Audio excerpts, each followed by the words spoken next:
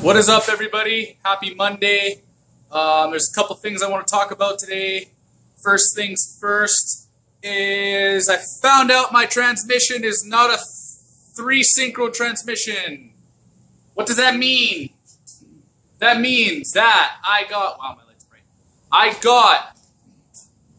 a transmission, the R154 tripod and transmission. There's a Mark III, and then it jumps to the JZX100 tripod 3-synchro. And right in between them two, they made a little bit, just a handful of them, that are a hybrid of the two, if you will. So they have the tripod, but they have the Mark III insides. So the synchros and all that stuff. And of course I got it. So, I bought the JZX100 rebuild kit for my transmission, and it's the wrong rebuild kit. So, that means I wasted probably about $300. The transmission now is in Calgary.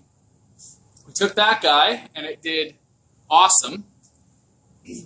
Tranny's in Calgary. I got a call today from Evan saying that it is indeed a normal Mark III R154 on the inside, but everything else is the updated tripod stuff, which is good because I spent a lot of money on that brand new tripod setup for the Supra. That transmission is going to be built to last. It's not going to be in and out. It'll probably be in the car for a couple years, and then I'll get the T56 Magnum for it when it's actually making probably 1,000 horsepower, whatever I want it to, type of thing. So, that's the first thing I wanted to talk about. Second thing I wanted to talk about, the exciting part of this video, is that I am going to Houston, Texas on March 12th to 16th. Well, why is that significant? I'm just kidding. You probably know why that's significant. It's TX2K! And I finally get to go.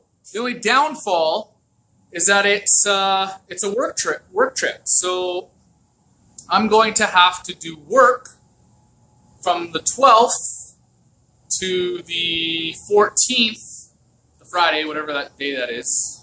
14th, 15th, I don't know. One of those days.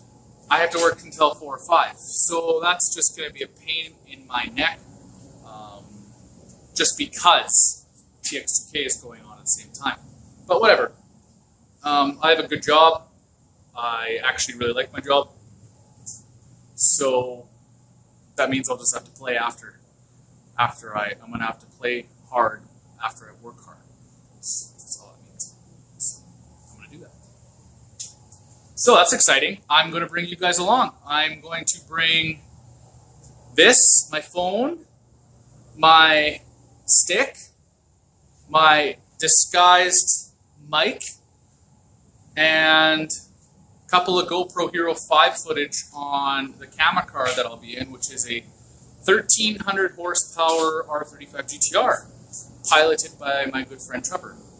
I have a video of that on my YouTube channel, actually. So that's where we'll be, in Texas, in an R35 GTR with over 1,000 horsepower. So it'll be fun. It'll be awesome.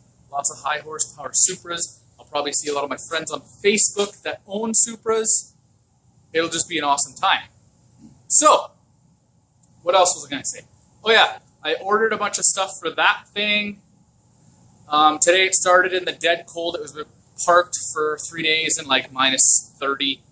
And when I started it, it didn't want to run very nice. And as soon as it just started to, get some fuel in the cylinders, it started to run a lot better. So I think the IAVC needs clean, just like the MR2. It seems to be a common thing with these Toyota 4-cylinders. You got to clean out the grout. The grout? Is that even like an automotive thing? You got to clean out the carbon, the burnt carbon, and the IAVCs, and then they run like a charm again. So I'm going to do that. I'm going to buy aftermarket coil packs, and I'm going to buy brand new BKR 7Es. And it's going to run like a top. It runs great. When it's warm, it pulls hard. So I'm just going to do the regular maintenance stuff on it. I already have a G-Ready, whichever you want to say, boost gauge on the way for it. It's the high-end one that says the voltage, and you can have other things, I think, displayed on it, so I got that on the way. I have a nice carbon fiber shift knob. I got a shift collar. Just a lot of stuff to make it nice and refined. I want to know how much boost I'm running in the damn thing. I do want to grab a intake.